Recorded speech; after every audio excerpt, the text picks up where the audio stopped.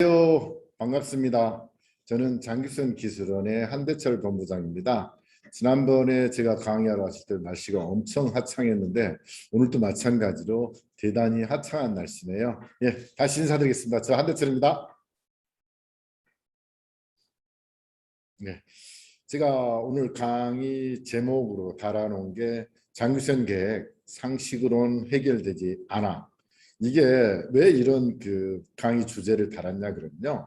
우리 소장님들이 가끔 이제 과거에 우리 이제 공동주택 관리법이 시행되기 이전에 주택법에서 정했던 그런 규정들이라든가 그런 장기선 계획에 관련된 내용들을 지금까지 그대로 머릿속에 담고 계신 분들이 되게 많으시더라고요.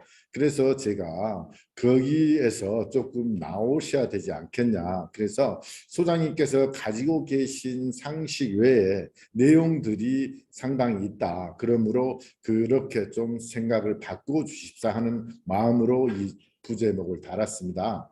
그리고 우리 소장님들 이제 가장 어려운 점들이 과거에 우리 주택관리사님을 하시다가 동대표를 하시고 회장님을 하시던 분들이 더러 계시는 것 같아요. 그래서 그런 분들이 과거의 규정들을 가지고 계속 소장님들한테 과거의 내용대로 이렇게 장기선 계획을 집행하시려고 하는 그런 사례들이 있어서 오늘 제가 그런 부분들이 어떻게 다른지에 대한 내용들을 설명해 드리고자 합니다. 자, 그럼 한번 들어가 보도록 하겠습니다.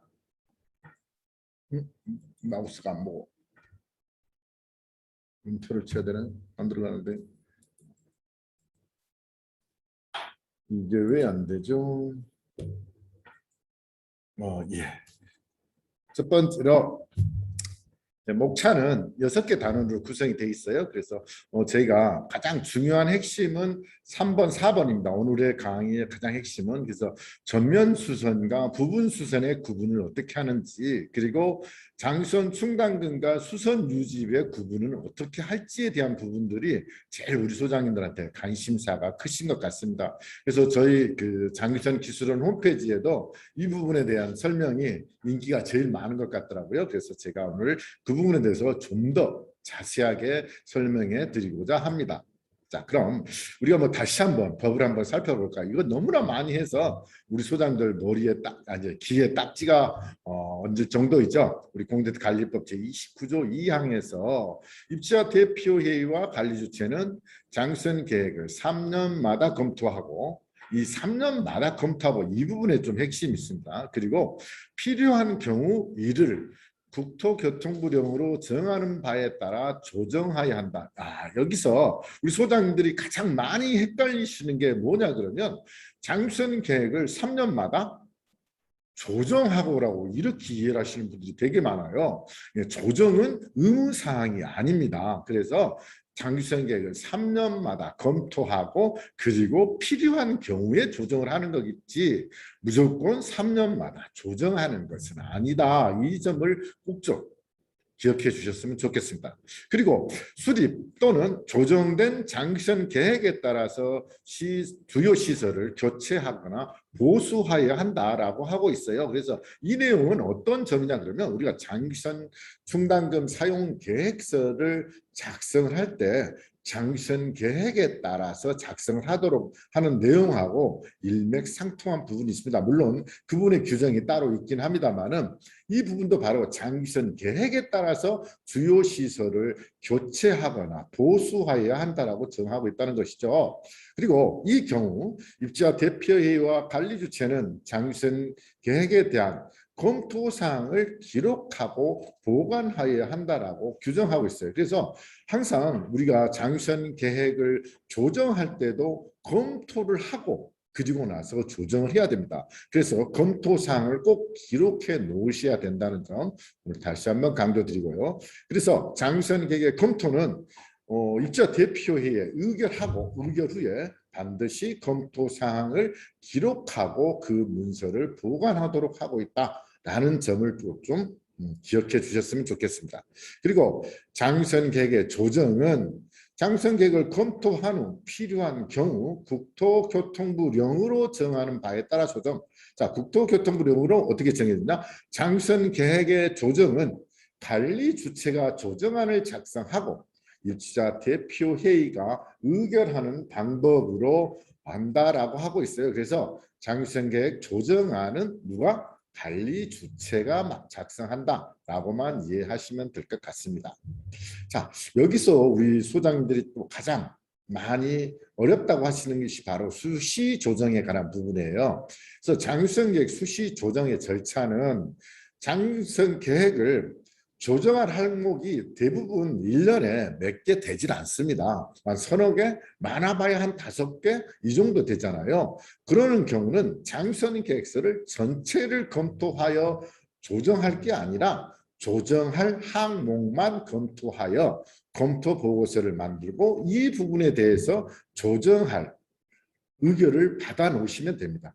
그래서 그렇게 그걸 가지고 입주자의 가반수 서면 동의를 받으시면 되는 것이죠. 그래서 수시 조정을 할 때는 장기성 계획을 전체로 조정 안 해도 된다. 다만 장기성 계획을 전면 조정할 때는 모든 항목의 검토가 필요하죠. 전면 조정이라는 건 어떤 게 전면 조정이죠? 자, 우리가 장기선 충당금 적립 요율도 좀 바꿔야 되겠다. 그리고 항목도 한두 개가 아니라 여러 개 항목을 좀 추가해야 되겠다라는 등 장기선 계획에 상당한 많은 수를 바꿔줘야 하는 경우에는 전면 조정이라고 이렇게 판단하시면 됩니다. 그럴 때는 전면적으로 장기성 계획을 검토하시고 조정안을 만들어서 입주자 대표의 의견을 받으신 후 입주자가 가반수 서면 동의를 받으시면 됩니다.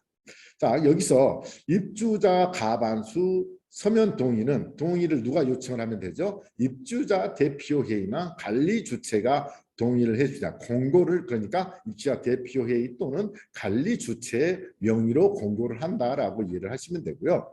서면 동의서는 관리 규약에 따라서 이렇게 그 투표에 의해서 정하시면 됩니다. 그런데 아래 여기 보시다시피 어떤 내용이 있어요? 네, 여기 아래 보시니까 지금 주의라고 돼 있어요.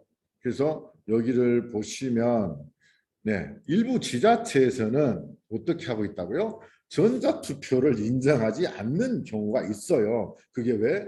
누가 찬성했고 누가 반대한지 구분이 안 되기 때문에 이 부분을 인정을 안 한다는 그런 그 민원이 있더라고요. 그래서 여러분들께서 혹시 이렇게 할 때는 지자체다 먼저 전자투표를 해도 되는지에 대한 부분을 먼저 질의하셨으면 좋겠어요. 이게 국토교통부에서도 명확하게 유권 해석을 아직 내리지를 않고 있더라고요. 그래서 이 부분도 말이 맞다. 애매한 스탠스를 취하고 있어서 여러분께 말씀을 드렸습니다.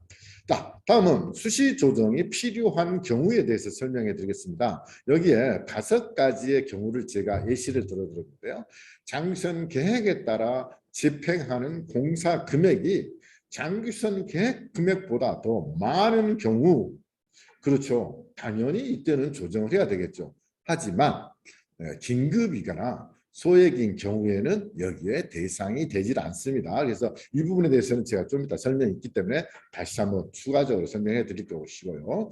다음 2번째로 장기선 계획에 따라 집행할 수선 계획 연도를 연장하거나 단축할 경우 이게 뭐죠? 네, 우리 아파트의 장기선 계획에 따라서 올해 뭐 예를 들어서 아스팔트 포장에 대한 부분 수선이 계획이 돼 있었는데 비가 많이 오고 사정에 따라서 올해 아스팔트 포장의 부분 수선이 어렵겠다라고 하면은 연장해야 되는 거잖아요. 또 상태가 뭐 멀쩡해서 연장하는 경우도 있고 아니면은 상태가 별로 좋지 않아서 단축해야 되는 경우 이런 경우는 조정을 꼭 하셔야 된다는 점 이렇게 명심하시고 3번째로 장선 계획에 없는 항목의 공사를 장선 충당금을 사용하여 공사를 집행하는 경우라고 되어 있죠. 이 아래 그 밑에 4번째하고 약간 비슷한 말인데 이 부분이 어떤 부분이 이제 그 소장들이 많이 헷갈려 하시냐 그러면 아래 4번째하고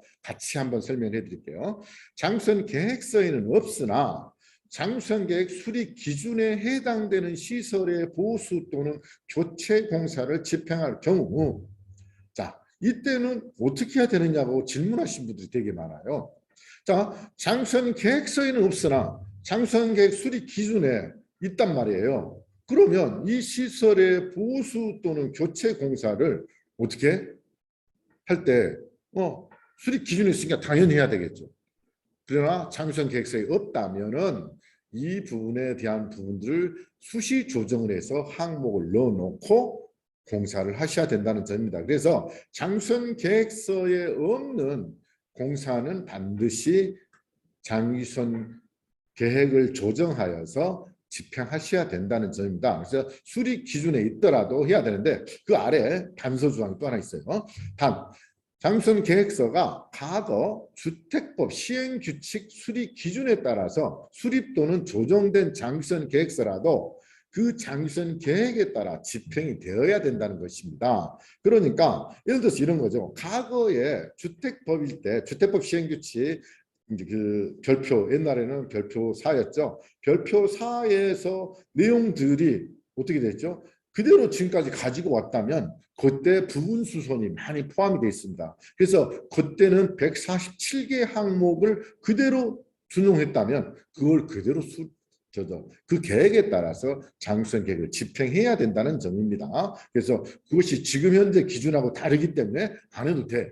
이런 건 아니다는 거예요. 그리고 마지막 5번째, 장기선 충당금 적립 단가를 올리거나 내리고자 하는 경우는 좀 이따 설명해 드리겠지만 2가지 경우에 해당이 됩니다. 하나는 적립 관리 규약의 적립 요율을 변경하여 조정할 때도 해당이 되고 장기선 충당금 계획기간의 수선비 총액이 올라가 버리면 자연스럽게 적립률에 따라서 장기선 충당금 적립 단가가 올라가 버리는 것이죠. 그래서 이러는 경우에 장기선 계획의 수시 조정이 필요하다라고 말씀을 드렸습니다. 다음, 장기선 계획서의 총론에 관한 설명을 해드릴게요. 이 총론도 우리 소장님들이 상당히 잘못 이해하고 계신 분들이 많아요. 그래서 총론에 과거에는 총론이라는 개념이 없었어요. 주택법 시절에는. 그러나 공주택관리법에서 나오면서 이제 총론이라는 개념을 도입하기로 했습니다. 자, 국토교통부 유권해석으로 전기, 승강기, 급수시설 등 중요시설에 대하여 예측이 불가한 사고 등에 의해서 불가피하게 공사가 필요한 경우에 한해서 법령에서 정한 장기선 계획의 조정 및 장기선 충당금의 사용에 예외적 집행을 인정하고 있다. 이게 바로 어떤 부분이죠? 우리 관리소장님들의 업무 편의를 위하여 총론에 이러이러한 경우들은 이렇게 집행을 하겠다. 왜냐하면 우리가 사실 시설물을 관리하다 보면 예기치 못한 사고나 예기치 못한 고장이 발생될 수밖에 없잖아요. 그럴 때 긴급하게 대응하는 방법을 총론에다 정해야 된다라고 하고 있다는 것입니다. 그리고 장기선 계획의 조정은 장기선 계획 수립 기준을 근거하여 조정이 돼야 됩니다. 그리고 장기선 계획을 운영하는 과정에서 예기치 못하게 발생하는 예외적인 사례에 대하여 우리가 능동적으로 대응하기 위하여 대응 방법을 총론으로 미리 정하는 것이다 라고 이해를 하시면 됩니다. 그래서 우리 아파트의 시설물들이 이런 경우에 해당이 될 때, 예를 들어서 긴급하게 고장이 나거나 우리 아파트의 시설물들을 이렇게 관리하다 보면 나타나는 것들이 있죠. 그런 특성들을 총론에 반영해서 이렇게 관리를 하겠다라고 하는 점들을 좀 넣어두라는 것이죠. 그러나 우리 소장님들이 3번째, 통상적 관념으로 장기선 계획 운영하면서 예외적으로 발생되는 경우에 대응하기 위한 업무 편의의 일부분입니다. 그래서 총론으로 정의만 하면 무조건 적법하게 되는 만능으로 해결되는 것은 아니다. 우리 소장님들이 진짜 이 부분도 이제 옛날보다는 많이 달라지긴 했습니다만은 소장님들이 어떤 생각을 총론에다가 어떤 내용들을 넣죠? 네, 입주자 대표회의 의결로 수선 주기의 조정이 가능하다? 불가능하잖아요. 그런 것들을 총론에 담아달라고 하시는 분들이 더러 계시는데 이런 것들은 아무리 총론에 넣는다고 해도 안 된다는 거죠. 그리고 우리 수선 금액이 장기선 계획서의 금액이 수선 집행 금액의 20% 내지 10% 이내인 경우는 그냥 집행할 수 있다. 초과되는 금액이 20% 범위 내에서는 그냥 집행할 수 있다. 이런 내용들도 넣어봐야 절대 법적 효력이 없다는 점을 다시 한번 강조해 드립니다. 자, 세 번째, 오늘의 강의의 아주 그 핵심된 내용에 대한 부분을 설명해 드리고자 합니다. 그래서 긴급 지출과 소액 지출에 대한 내용들에 대해서 제가 한번 충분하게 설명을 해드려서 이제 여기에 시간을 좀 구체적으로 좀 할애를 했습니다. 길게 잡았습니다. 그래서 긴급 지출과 소액 지출은 장기순 계획의 첫 번째로 포함되어 있어야 됩니다. 그리고 두 번째로 시설물의 고장으로 인하여 보수가 필요한 경우에 대응하기 위하여 총론에 정해야 됩니다. 이 내용들에 대해서. 그래서 몇 가지 조건이 있죠. 첫 번째, 장선 계획에 포함돼야 된다. 시설물의 고장에 대응하기 위한 조치다. 세 번째, 총론으로 정해야 된다. 이 세 가지의 기준이 꼭 충족돼야 됩니다. 그래서 입주자의 필요에 따라서 입주자 대표이나 관리 주체에서 그때그때 따라서 우리가 장선 계획을 조정하거나 필요에 따라서 총론도 고쳐서 쓸 수는 없잖아요. 그래서 이거는 우리 긴급지출이다, 이건 소액지출이다 하는 것들에 대한 부분들을 미리 총론에서 구체적으로 명시를 해놓을 필요가 있다. 그러나 자, 우리 소장님들 이렇게 좀 생각해 주세요. 뭐를 긴급지출이나 소액지출에 대한 부분들은 제가 조건이 세 가지가 항상 만족될 때를 말씀드렸잖아요.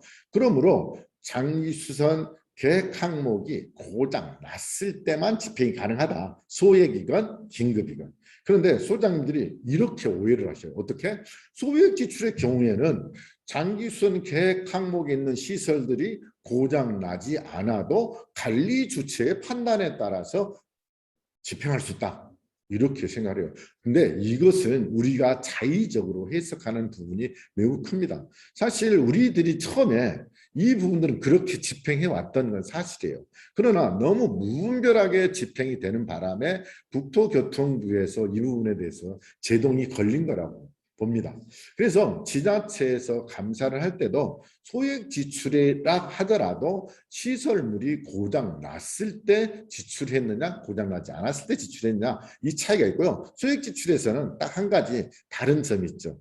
좀 이따 나오긴 합니다만은 우리가 시설물들이 복수로 많이 설치돼 있어요. 다수 설치되어 있고 그 시설물들의 고장이 언제 생길지 모르기 때문에 그런 것들을 고장 났을 때마다 이제 대표 의결을 받는 것이 아니라 미리 재고를 확보하는 경우에 딱 한 가지 경우에 한해서는 소액 지출 범위 내에서 그 금액을 재고를 확보할 수 있다. 여기까지만 꼭 이해를 해 주셨으면 좋겠어요. 자, 그래서 한번 또 구체적으로 설명해 드릴게요. 장선 계획에 주기에 이르지 않았으나 예기치 못한 고장으로 문제가 발생이 되었죠. 생각지 못한 고장이란 얘기죠. 그리고 긴급한 보수를 요하는 경우로 장선 계획의 조정을 기다릴 수 없는 긴급성이 있다. 자, 우리들은 어떻게 되죠? 시설물이 고장이 나면 관리 주체의 책임과 의무는 어떤 게 있죠? 당연히 원상복구해서 정상적 기능을 가지도록 하는 것이 관리 주체의 의무입니다. 그래서 뭐든지 고장이 났다 하면은 긴급한 사항이라고 이렇게 인식하시면 됩니다. 그리고 세 번째, 신변의 안전이나 그로 인해서 시설물 또는 입주민에게 2차 피해가 현존 2차 피해가 지금 발생이 되고 있고요. 중하게 우려되고는 때 그리고 장기선 계획에 포함되어 있어야 된다. 이 조건을 만족한다면 자, 이제부터 좀 쉬워집니다. 그러면 이 금액이 이걸 보수할 때 금액이 소액 지출 금액 범위 내라면 소액 지출로 그냥 장기선 충당금 사용계획서 작성하시면 되고요. 소액 지출 범위를 벗어났다라고 한다면 긴급 지출로 판단하여 장기선 충당금을 집행하시면 됩니다. 자, 그런데 그렇다면 우리 소장님들이 또 여기서 질문이 있어요. 뭐 소액 지출은 금액의 한도가 있잖아요. 그러면 긴급 지출은 금액의 한도가 얼마입니까? 긴급 지출에 대한 부분을 금액의 한도를 총론으로 정해야 되는 것이 아닙니까? 라고 질문하신 분들이 계시죠. 그런데 우리 한번 생각해 보십시오, 소장님. 긴급 지출에 해당되는 시설물의 고장이 났다면 어떻게 됐죠? 여기 앞서서 두 번째, 자, 긴급한 보수를 요하는 경우로 장기선 계획의 조정을 기다릴 수 없는 긴급성이 발생이 된 겁니다. 그렇기 때문에 금액의 한도를 정해놨다면 금액의 한도를 얼마를 정할 거예요? 그죠? 1억을 정해야 됩니까? 2억을 정해야 됩니까? 이거는 우리가 알 수 없는 거예요. 그러므로 긴급 지출의 경우에는 금액의 한도가 없다. 장기선 계획서의 금액을 벗어나도 문제가 되지 않는다. 왜? 네, 장기선 계획을 조정할 만한 시간적인 여유가 없기 때문에 긴급한 겁니다. 그래서 긴급 지출에 대한 규정을 이렇게 이해를 하시면 될 것 같아요. 다음은 전면 수선과 부분 수선에 대한 부분이에요.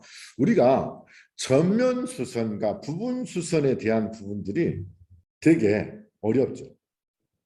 그래서 전면 수선에 대한 내용을 제가 한번 설명해 드릴게요. 내구 연한이 도래한 제품 및 사용에 따른 노후화로 인하여 교체를 할 필요가 있죠. 그리고 생활의 불편 또는 안전상 이유로 그 기능 회복을 위하여 수선하는 경우 장선 충당금을 사용하는데 이럴 때는 전면 수선으로 인정을 한다. 또 단순한 고장이거나 일부 부분의 교체 수리가 가능하면 수선 유지를 사용하도록 하고 전체 교체가 유일한 방법인 경우에는 전면 수선의 최소 단위를 확인하여 장기선 충당금을 사용하도록 한다.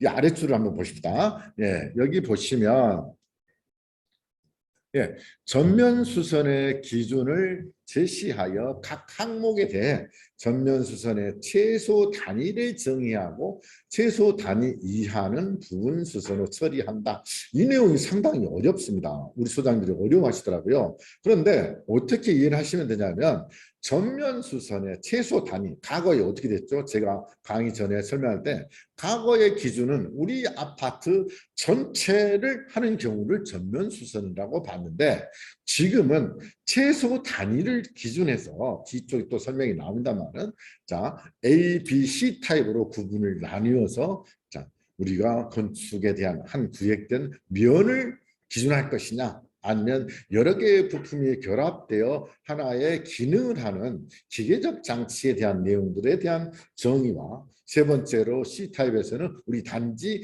전체에 걸쳐서 시공되어 있는 부분에 대해서 어떻게 어느 부분까지 전면 수선이고 부분 수선을 어떻게 정의하겠다. 이렇게 최소 단위를 정하는 기준이 있다는 겁니다.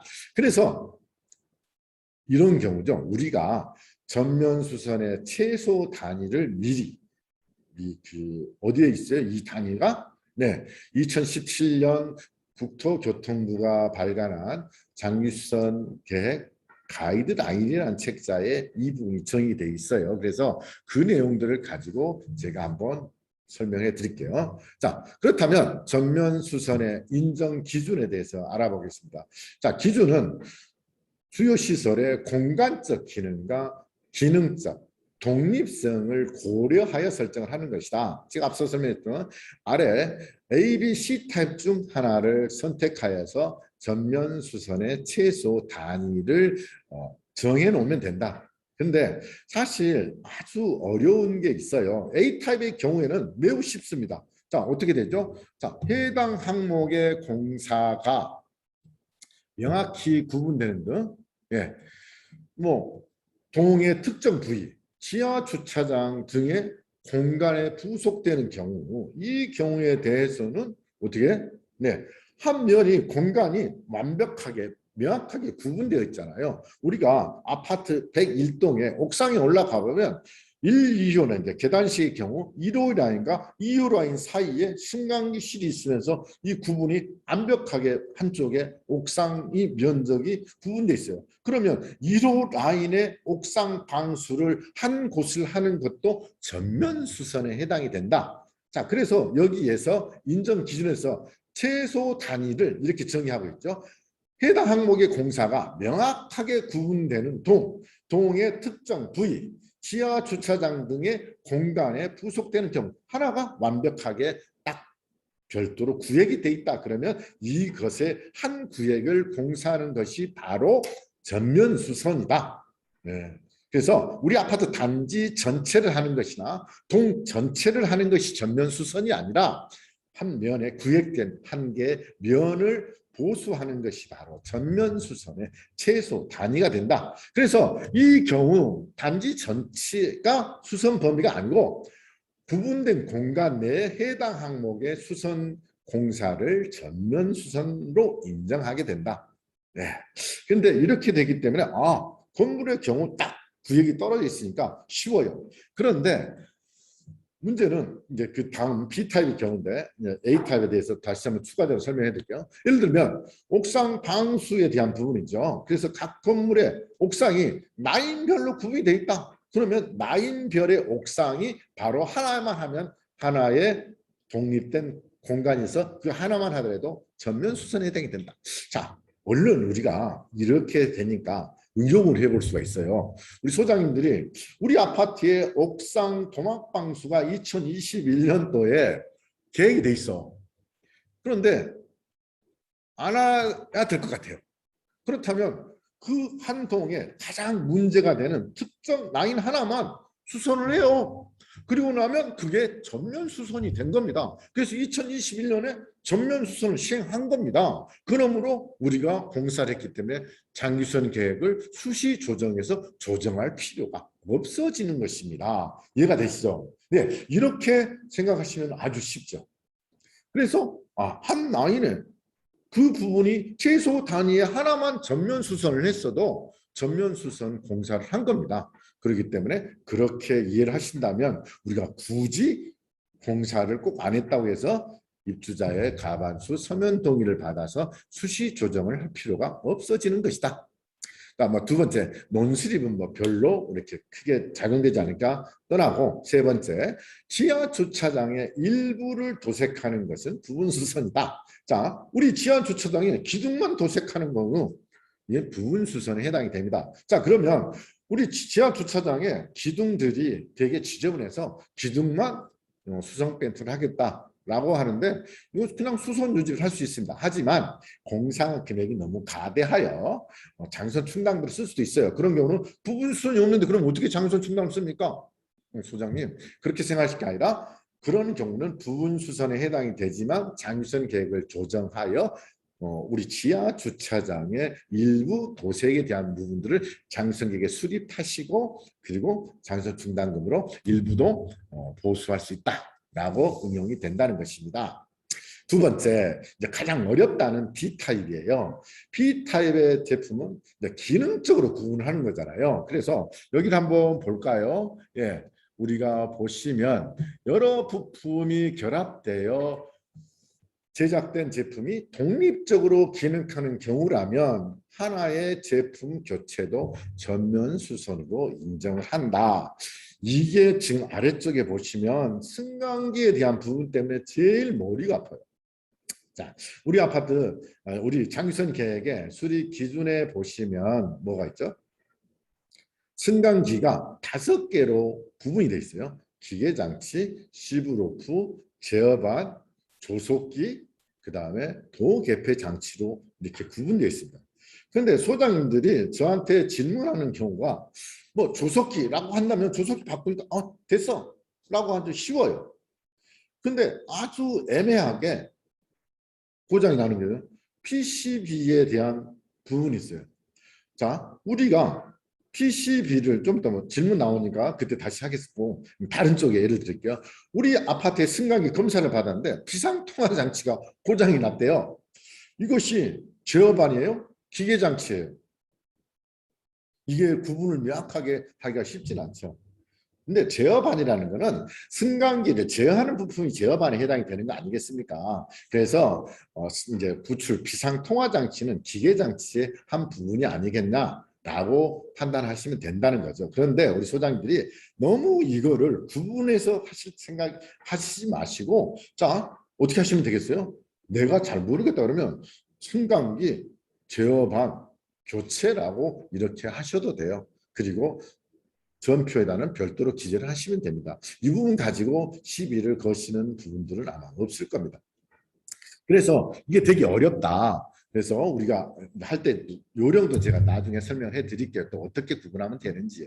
그래서 아래쪽에 한번 보시면 이 경우 어쩌죠? 네, 해당 제품이 동일한 공간에 복수로 있거나 단지 전체에 분포하는 것은 고려 대상이 아니다. 단지 전체에 분포하는 것은 당연히 하나씩 하면 되는 거예요. 단지 전체가 예, 하나가 아니다라는 뜻입니다.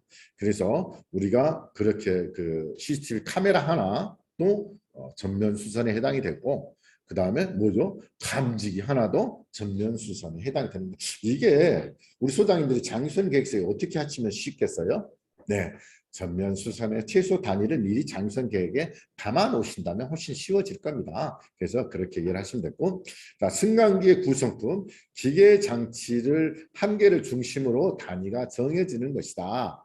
그리고 복수의 펌프가 설치되는 급수 펌프에는 급수펌프 하나, 예를 들어서 우리 부스터 펌프가 세 개가 한 세트잖아요. 그럼 세 개 한 세트 중에 하나만 바꿔도 전면 수선에 해당이 된다라고 이렇게 이해를 하시면 됩니다. 그래서 가끔 아까 제가 설명했듯이 대표님이나 또 전에 소장님을 하셨던 주택관리사님들이 대표하시면서 이 부분은 부분 수선이다. 왜냐하면 부스터 펌프를 통째로 바꾸지 않았기 때문에 부분수선이라고 하시는 분들이 가끔 계시는데, 이렇게 구성이 된다라고 이해를 하시면 됩니다. 다음 세 번째 C타입. C타입은 단지 전체에 걸쳐서 하나의 단위로 정의한다. 왜냐하면 단지에 완전히 전체로 걸쳐 있는 것들이 뭐죠? 네, 아스팔트 포장, 보도블록 이런 것들은 단지가 전부 다 구분된 독립된 공간이 없잖아요. 이런 경우들은 우리 단지 전체를 하나의 공간을 보기 때문에 장기선 수립 기준에서 부분 수선이 들어 있습니다.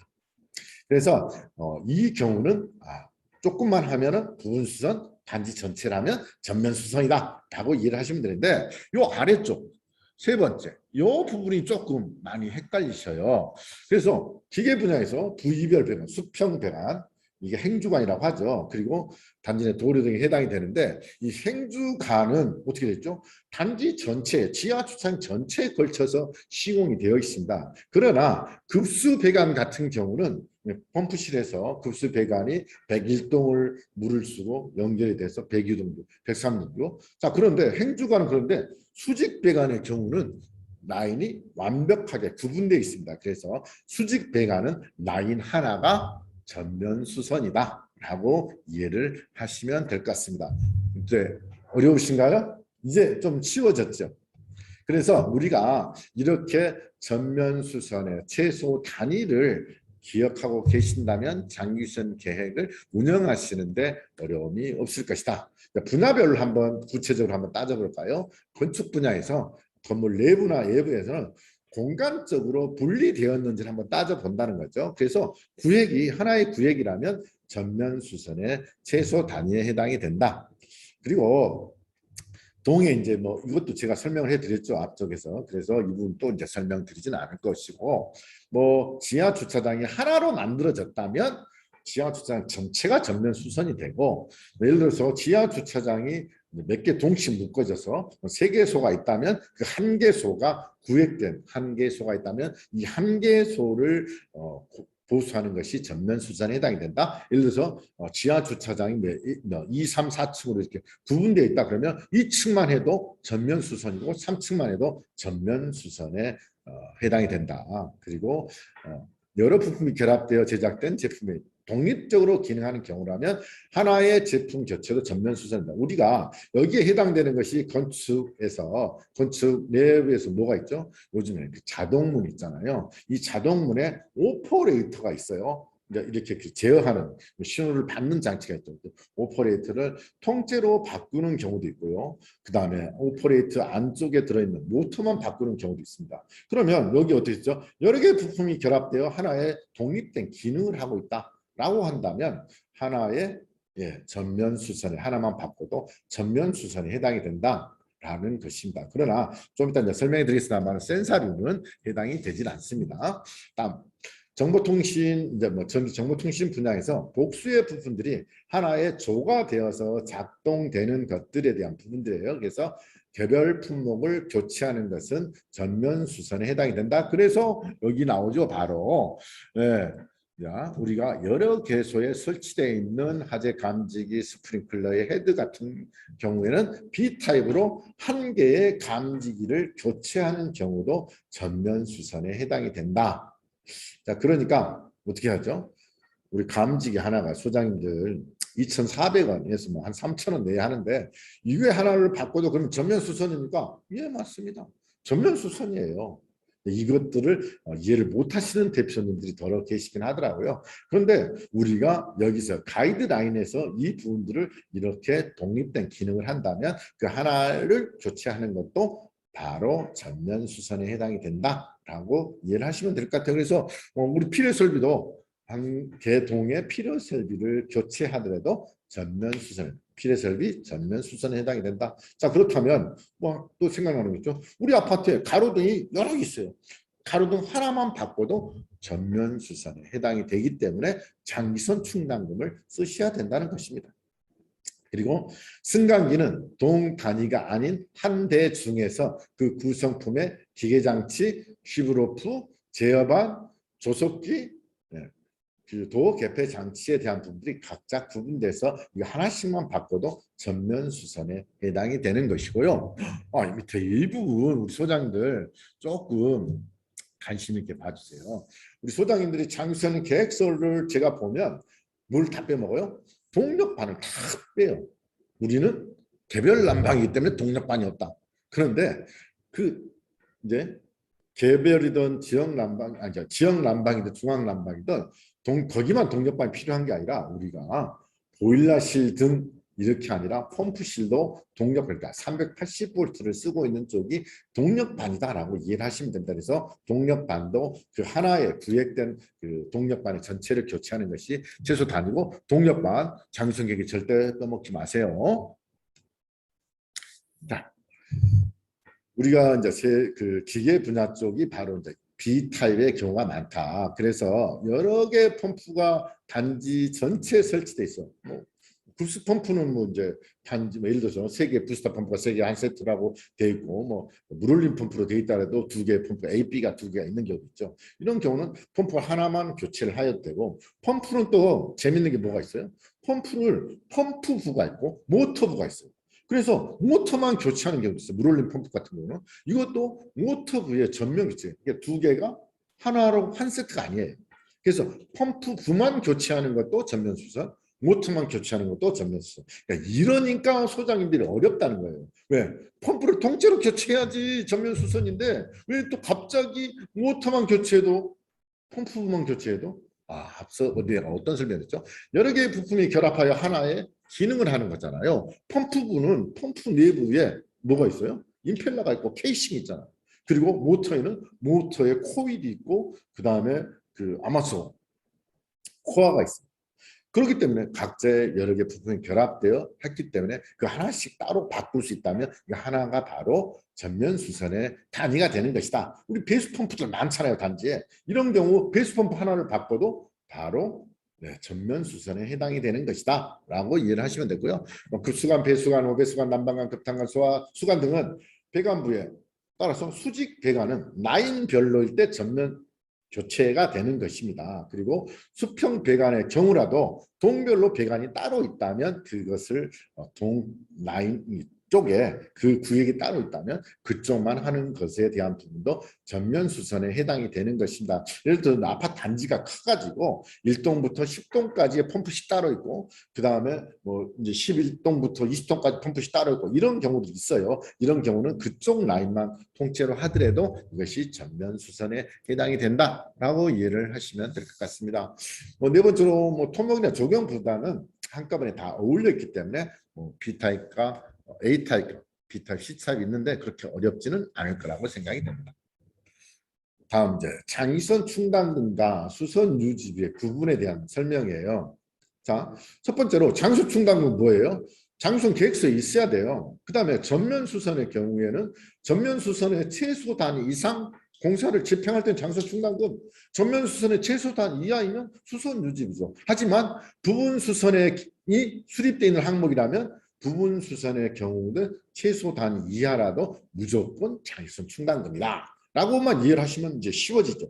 구분이. 그래서 제가 앞서 전면 수선의 최소 단위에 대한 설명을 상당히 긴 시간 했는데 이 부분에 대해서 우리들이 어떻게 장유선 계획의 전면 수선의 최소 단위 이하라면 전면 수선만 있는 항목에서 최소 단위 이하라면 그 부분만 교체를 하는 경우에는 부분 수선에 해당이 된다. 그러므로 수선 유지를 써도 된다. 이렇게 이해를 하시면 돼요. 다만 우리가 이제 소모품격인 부품들이 상당히 있어요. 벨트, 스위치류, ELB, 누전 차단기죠. MC12, 배선용 차단기, 마그네트 스위치, 센서, 모터의 베어링, 패킹 교체, 전구류, 고장 진단을 위한 출장비 등 단순 기술 용역비 등은 수선 유지비에 해당이 된다. 우리 소장님들도 여기서도 부분이 상당히 어려울 것 같아요. 그래서 제가 제안을 드리면 이렇게 장수선 계획을 조정하시면서 이 부분은 수선 유지비로 처리하겠다라고 총론에서 한번 딱 정의를 해버려도 돼요. 그래서 총론에서 성호품격인 벨트, 스위치, 센서, 모터의 베어링, 패킹 교체, 전구류, 고장 진단이나 출장비, 단순한 기술 영역의 경우죠.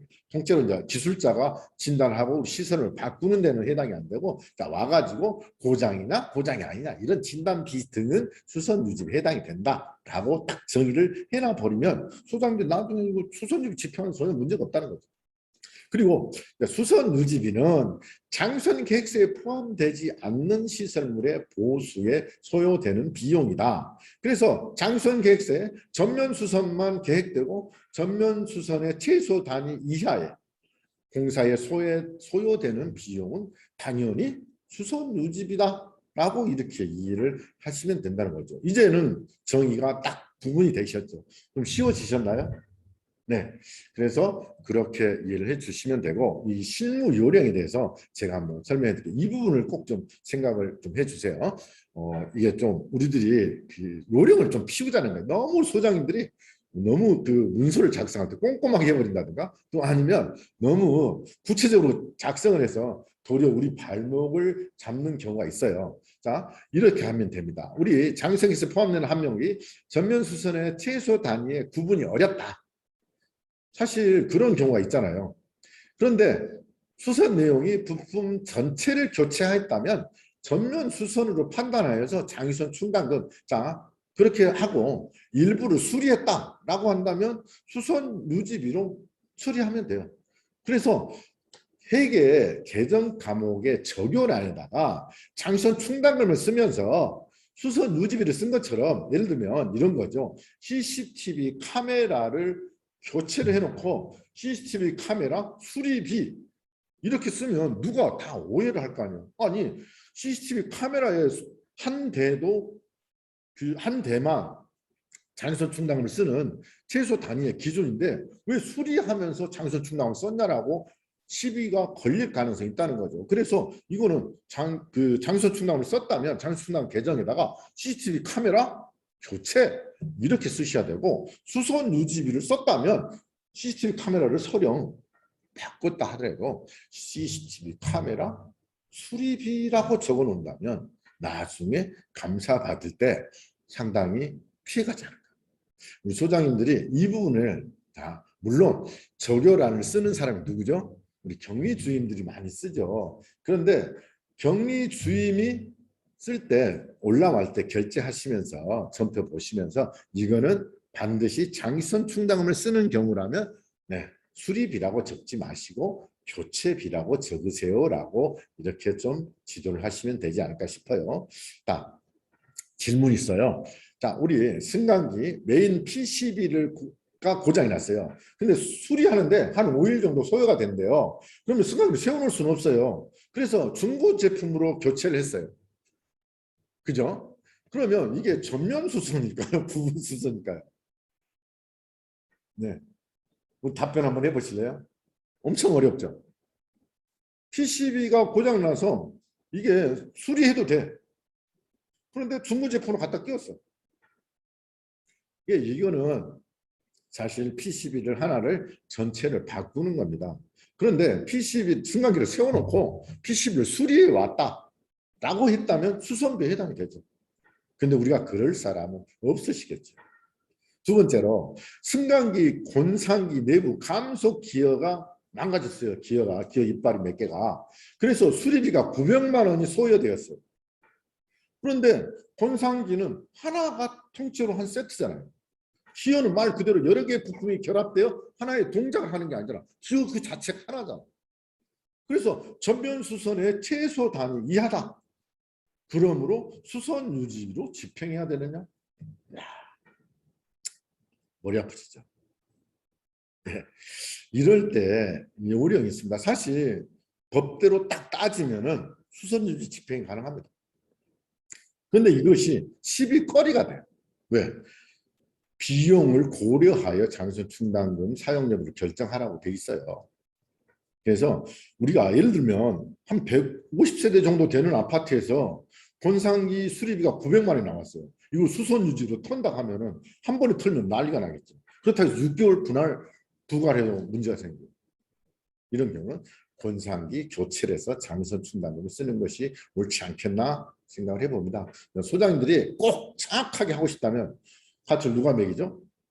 지자체 공무원이 매깁니다. 그래서 공무원한테 서면으로 받으세요. 자, 우리 아파트에 권상기 내부 모터 고장이 났다. 근데 이것을 장선 충당금을 써야 되겠냐? 수선님 써도 되느냐? 여기에 이럴 때 답변 한번 받아보세요. 이 사례가 모 지자체에 있었던 사례예요. 그래가지고 주민이 항의를 해서 상당히 이슈가 컸던 사례입니다. 그렇기 때문에 그런 점을 감안해서 이런 식으로 장선 계획을 운영해 나가시라는 거예요. 자, 어떻게 개정 과목에다가 적용하는 쓸 때 좀 요령 있게 쓰자는 거예요. 네? 이해가 되시죠? 무슨 말 뜻인지 요령을 좀 부려서 쓰시면 된다. 자, 다섯 번째로 장선 충당금 적립률에 대한 부분들이에요. 이번에 우리 그 협회 사이트에 뭐가 올라왔어요? 네, 우리 공직관리법 시행령 개정안, 재개정안에 대한 그 의견 수렴 절차를 지금 가지고 있더라고요. 거기에 이 내용이 들어있어요. 장선 충당금에 대한 적립률 계산식은 여기에 따라야 된다라고 법으로 명시를 하겠다라고 예고가 됐더라고요. 근데 저는 이 부분에 대해서 이렇게 해서는 안 된다라고 주장을 했습니다. 왜냐하면 이 계산식은 어떤 계산식이에요? 우리가 장선 계획 기간 동안에 예를 들어서 50년 동안 똑같은 돈을 적립할 때 적용되는 계산식이잖아요. 근데 현실은 어쩌죠? 우리 공직관리법 시행령 제31조에서는 장선 충당금은 내부 연한돈을 감안하여 관리규약으로 정하도록 하고 있습니다. 그래서 관리규약에서 몇 년부터 몇 년까지는 몇 프로, 몇 년부터 몇 년까지 몇 프로 이렇게 했기 때문에 그런 내용들을 좀 넣어서 법으로 정해줘야 되지 않겠냐라고 생각합니다. 자, 밑에 용어의 정의에 대한 부분을 조금 제가 다시 한번 설명해 드릴게요. 장선 계획 기간이라는 것은 남은 계획 기간이 장선 계획 기간이 아니에요.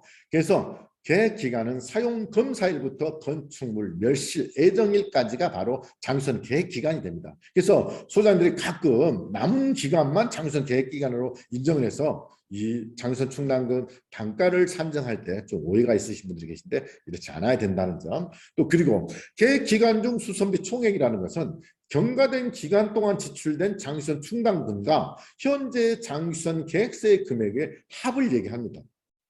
그래서 계획기간 중 수선비 총액을 우리가 경과된 기간 동안은 싸그리 무시하고 앞으로 남는 우리 장선 계획서에 있는 금액만 계획기간 중 수선비 총액으로 산정하시는 분들이 계시는데 그렇지 않다.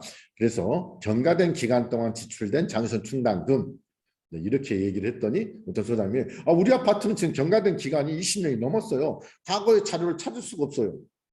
어쩌라고요? 제가 찾아드릴 수도 없잖아요. 그런 경우는 어쩔 수 없이 빼야 되겠죠. 그래서 남은 계획 기간하고 이렇게 정리를 하시면 될 것 같습니다. 그리고 적립률이란 계획 기간 수선비 총액을 관리규약에서 정한 특정 기간 동안 적립한 금액의 비율이다. 이해가 되시죠? 그래서 계획 기간 중 수선비 총액에서 그만큼 몇 퍼센트를 몇 년 동안, 몇 개월 동안 적립할 것인가에 대한 기준에 대한 그 비율이다 하고 이렇게 이해를 해 주시면 될 것 같아요. 장선 충당금의 적립 단가의 조정에 대한 부분이에요. 우리 공직관리법 시행령 제31조 1항에서 장선 충당금의 요율은 해당 공동주택의 공용 부분의 내구, 연한 등을 고려하여 관리 규약으로 정한다라고 이렇게 규정하고 있어요. 그래서 어디서 관리 규약으로 적립 요율을 정하도록 되어 있다는 겁니다. 그래서 장선 충당 내 적립 단가를 바꾸려면 관리 규약의 적립 요율을 바꾸거나 장수원 계획 기간 중 수선비 총액이 바뀌어지면 자동적으로 적립 단가가 달라지겠죠. 이런 식으로 적립 단가를 조정할 수 있어요. 이 두 가지 방법 외에는 없습니다. 그래서 장수원 계획을 조정하면서 계획 기간 중 수선비 총액이 변동돼 버리면 적립 단가가 달라져 버리는 문제가 생긴다. 그래서 소장님들이 저한테 어떤 질문을 하죠? 계획기간 장수원 계획을 조정하면서 계획기간 중 수선비 총액이 변동되지 않도록 조정할 방법이 있습니까? 라고 질문하셔요. 있으니까 제가 이렇게 답변을 드리죠. 네, 변동되지 않게끔 하는 방법이 있어요. 어떻게 하면 되죠? 네, 전에 집행했던 것의 나머지 금액만큼 나머지 금액들로 조정하세요. 꼭 그 하나하나 1대1로 조정하지 마시고 총액을 보면서 넣고 빼고 더하기 빼기 하시면 됩니다. 자, 우리 소장님들이 잘못된 적립 단가의 조정 방법에 대한 설명입니다. 입주자 대표회의 의결로 장기선 충당금 적립 단가를 조정하는 단지들이 거의 대다수입니다. 우리 어디를 봐도 입주자 대표회의 의결로 장기선 충당금의 적립 단가를 바꿀 수 있는 규정이 없어요. 자, 앞서 제가 설명했죠. 우리 공동주택관리법 시행령 31조 제1항에서 장기선 충당금은 공동주택의 내구 연한 등을 고려하여 관리 규약으로 적립률을 정하도록 하고 있어요. 그러면 이 적립률을 관리 규약을 바꾸는 적립률을 변경하는 것이 입주자 대표회의 의결로 변경이 가능하냐 이거죠. 그렇지 않다는 거잖아요. 그래서 장기선 계획서를 조정할 때 계획기간용 수선비 총액을 예를 들어서 늘려버렸어. 그러면 자연스럽게 장수수납 적립단가는 늘어날 수밖에 없습니다. 그죠? 이렇게 적용을 시켜야 된다는 거죠. 다음, 장기선 계획서를 조정할 때 적립요율을 조정을 했어요. 장기선 계획서에다. 그래놓고 관리규약의 적립률을 장기선 계획서의 적립률 조정한 내용을 관리규약에 반영하지 않는 상태에서 바로 장수충당을 인상하거나 인하해버리는 단지들이 더러 있어요. 이거는 전혀 근거 없이 집행하시는 거예요. 그렇기 때문에 관리규약으로 반드시 관리규약의 내용을 따라서 정리를 해 주셔야 된다는 겁니다. 그래서 거기에 따른 적립률 계산, 네, 이런 부분들을 다시 한번 정확히 따져보시고 우리 아파트의 관리규약으로 정한 적립률이 적립단가가 우리 아파트 계획기간 중 수선비 총액하고 계산했을 때 적정한 금액인가 적정하지 않은 금액인지를 한번 따져보시라는 거예요.